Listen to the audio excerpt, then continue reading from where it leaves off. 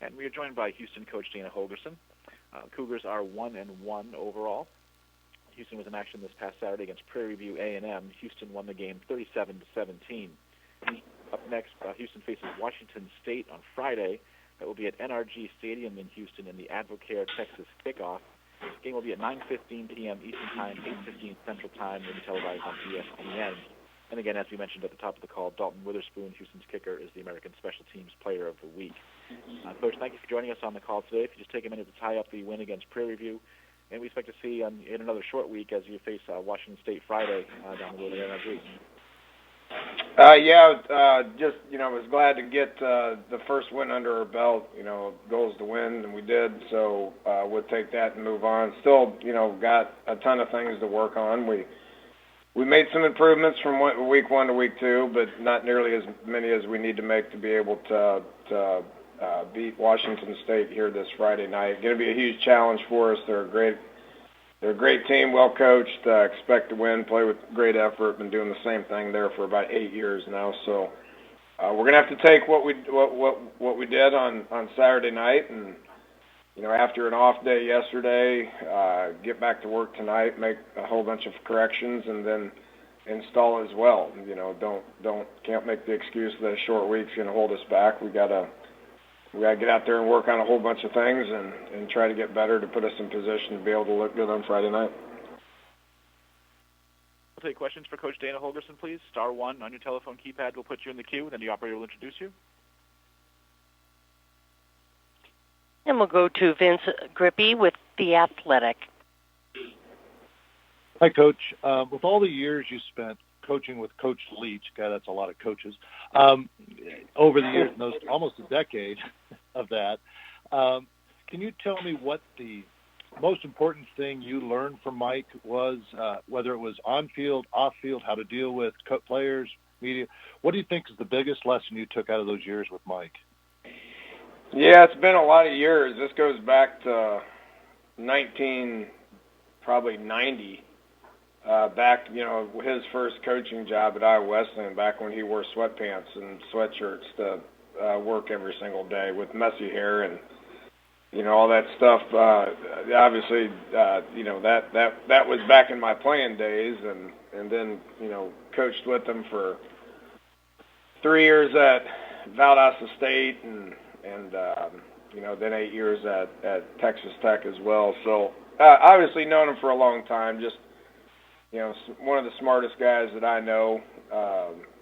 Has a wide variety of interests. That's always intriguing to be able to get his insight on a lot of different things. So really didn't have to read his books. I already knew what was going to be in them.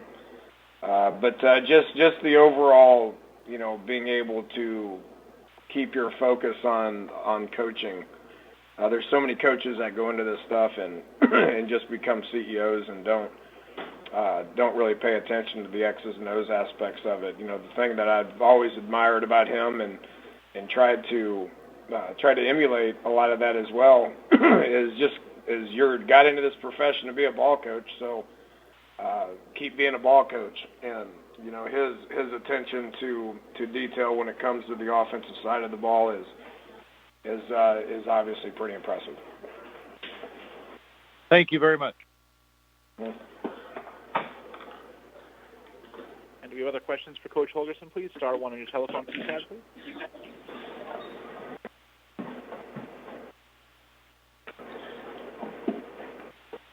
Next, we'll go to Joseph Duarte with Houston Chronicle.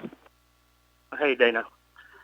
Hey, I wanted to see if I could just follow up on the other night. You had mentioned some of the players like Clayton, Mulba. I think you mentioned Bell as well. As far as moving forward, how many games they could play, and possibly the idea of a red shirt. And I was wondering, it sounds like the Courtney Lark also factor in there. Is there kind of just been kind of how you've used the receiver so far that he hasn't necessarily got as much playing time? Well, you earn playing time. That's never going to change. So whoever gets the snaps are the ones that have earned the playing time. And since I've been here, which is going on 9 months now, so the ones that have been playing are the ones that have earned the playing time. I think the the redshirt conversation is going to change weekly. And it's a long season. I think a lot of there's probably a dozen or so freshmen that'll be in this conversation as well. As far as when those guys are going to be ready to be able to take some snaps for us, would like to get those guys out there and take some snaps as well. So it's just a weekly conversation. Health has a lot to do with it. If we maintain health at positions, then we don't need to play people that potentially have a red shirt. And I guarantee you, I don't know who it's going to be, but it gets to a point to where I really want to redshirt them, but just based on need, necessity, the rest of it, we're going to have to play them.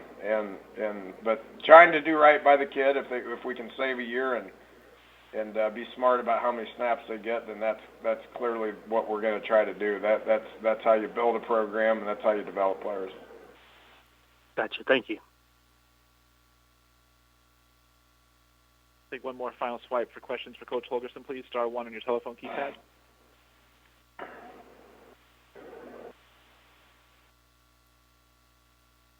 Coach, appreciate you giving us a few minutes this morning. Look forward to talking to you once again next Monday.